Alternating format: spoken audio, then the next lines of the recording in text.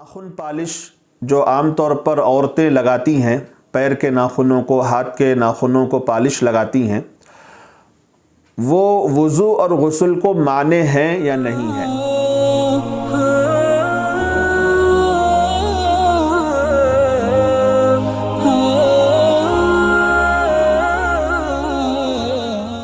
تو جواب یہ ہے کہ ہر ایسی تزئین اور ہر ایسا سنوارنا اور زیب و زینت حرام ہے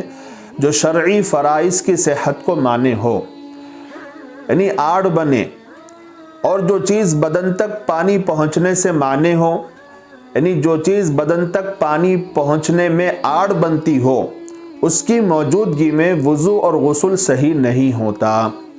چنانچہ گندا ہوا خشک آٹا صحت وضو سے مانے ہے، یعنی آٹا گوندنے کے بعد جب سوکھ جائے اور ہاتھ پر یا اعضائے وضو پر کہیں وہ باقی رہ جائے تو جب تک اسے کھرید کر نکالا نہیں جائے گا وضو نہیں ہوگا۔ حالانکہ یہ گندا ہوا خشک اور سوکھا آٹا جو ہاتھ وغیرہ پر لگ جاتا ہے گوندتے وقت، تو وہ تو ناخن پالش جتنا سخت بھی نہیں ہوتا،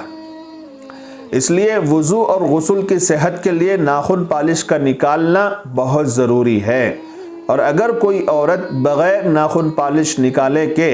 وضو کرے یا غسل کرے، نہ اس کا وضو ہوگا نہ اس کا غسل ہوگا۔